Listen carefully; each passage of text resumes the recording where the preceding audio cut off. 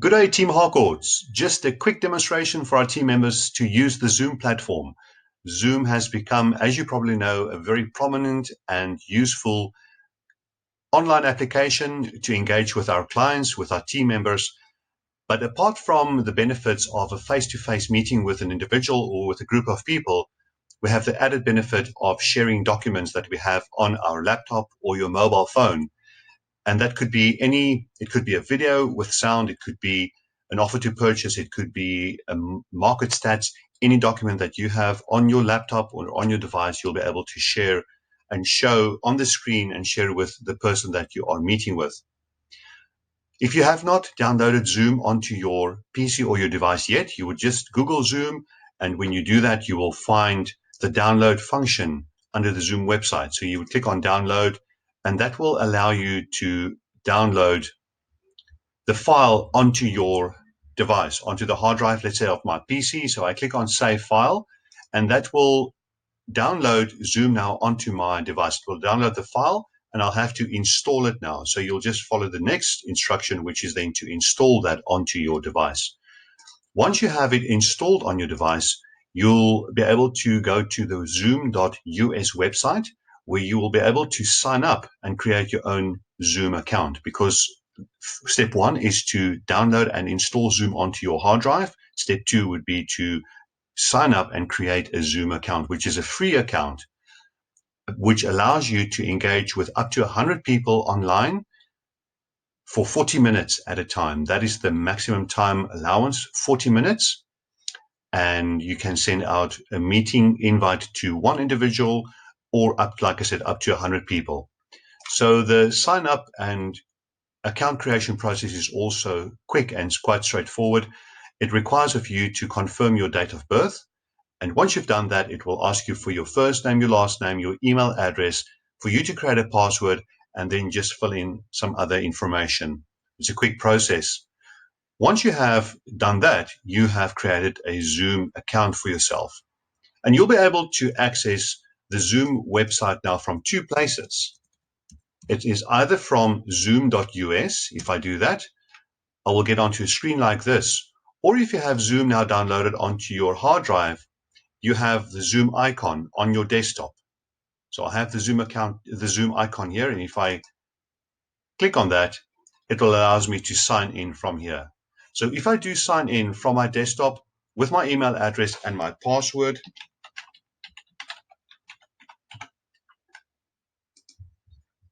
this gives me a quick and handy menu for me to create a new meeting, to join a meeting, to schedule a meeting, or simply just to share my screen. So have a look at this functionality. To create a new meeting, you can either use your personal ID and copy that invitation, copy that ID, or copy an invitation. And this is your personal ID that will always stay the same. Or you can simply just start a new meeting with your video. All right. If you want to schedule a meeting from the website, from the Zoom website, and I sign in from here, I'll be able to sign in, let's say, with my Kobus.Louw@Harcourts.SA account. This is the screen that you will see now. And on the left, as you can see, there's a menu that has these different sections: meetings, webinars, recordings, settings, account profile, and reports. The most important thing would probably be to schedule your meetings and to know how to work with this. So I'm going to take you through that process quickly. Before we do that, I just want to show you that you can edit your profile. You can edit this information that you have entered here under your profile, your personal meeting ID. If you want to look at what your personal meeting link looks like, that is what the meeting link looks like. And you can use this ID for instant meetings. That is your personal meeting ID. You have your sign-in email, and this is just to confirm that you have a basic account. You can meet up to 100 people in your meeting room and other information that you have there. Right, so it's just good to have a look at that. And as you can see, you have the edit functionality on the side here where you can edit those fields at any time. Now, if I want to schedule a new meeting with an individual, I would go to meetings and it will allow me to schedule a new meeting. I click on schedule a new meeting, and I just simply follow the on-screen instructions. I give the meeting a name, so whatever it is.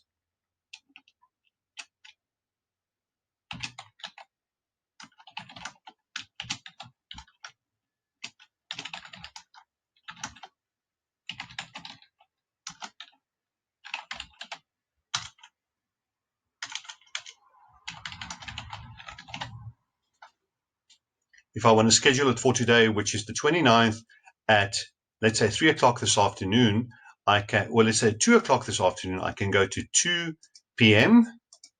And even if I schedule the duration for 1 hour, I know that this basic plan only allows me 40 minutes. So the duration you can leave at 1 hour. You can just leave the time zone there. But here is something that you can look at. The meeting ID, you can select personal meeting ID, which is then, as we saw earlier, your personal meeting ID. And I would advise you not to use a meeting password. That just complicates matters a little bit. So rather leave out the required meeting password, but make sure that the videos are turned on for you and the host. So you select that the videos are on for you and the participant. You'll be using your telephone and computer audio. Now, at this point, it's important to realize that for you to use Zoom on your laptop or on your mobile phone, you'll have to have your microphone activated and you'll have to have your speakers activated. Some individuals that have difficulty with either a microphone or speakers from their device use headphones, either to hear or to speak into a microphone on headphones. But you would need to be able to hear what the participant says and you'll be able to speak into your device. Whether it's via the microphone in your device or by an external microphone. Then the meeting options, just have a look at these. It's really not necessary to enable the participant to join before the host. So you can almost untick all of these, but if you want a recording of this meeting, then it might be handy for you to record the meeting automatically on your computer if you want to look back on the meeting that you have that afterwards, and you'll be able to convert the Zoom file into an MP4 file, and that could just be for your own records. So once you've done all of these things, you can now click on save. And very quickly, very easily, you have now created a meeting that you can have with your clients. So if we just go back to the main menu again, if we look at our account and we look at our meetings, I can see now that for today, I have a meeting with Mrs. Brown to discuss buying property at 2 o'clock. And at 3 o'clock, I have a chat to Mrs. Jones about the sale of the property. When the time arrives for me to have that meeting, I can simply just go to start and we can start that meeting. Now, the meeting does not need to start at 2 o'clock. You can go into that meeting room at any time before or after 2 o'clock. So these are upcoming meetings. And if I want to start that meeting, I will click on start. You will open the link, which launches the application.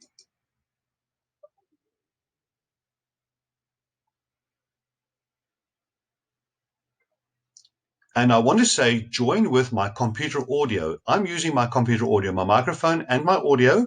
So I click on join with computer audio. So this is now in my meeting room. And as we can see, this is recording. If I want to pause the recording, I can pause that recording now. And at the bottom, you can see that there's one participant. This is me. If I click on this, I can see that I am the host. I'm currently signed in. If Mrs. Brown or Mrs. Jones join me in this meeting room, their names will also appear as participants. So I can close that. I can see here that I have the little function to you can see that next to my name, my little video camera is crossed out. So I can see that I'm not showing on the screen. If I remove that, there is the start video at the bottom there. So if I want to show on the screen, I will click on start video, and this will allow my face now to appear on the screen, and I can have my face-to-face meeting with my contact, with my person that I'm speaking to. I'm just going to stop the video again because I have quite a bright light behind me. As far as the audio goes, have a look at this. You have your audio settings, because it's very important that you have your audio 100% correct. You can test your speakers and you can test your microphone. So if you want to test your speakers, you can hear a sound coming through. If you want to test your mic, testing, testing, testing, testing. I can see my input level. That is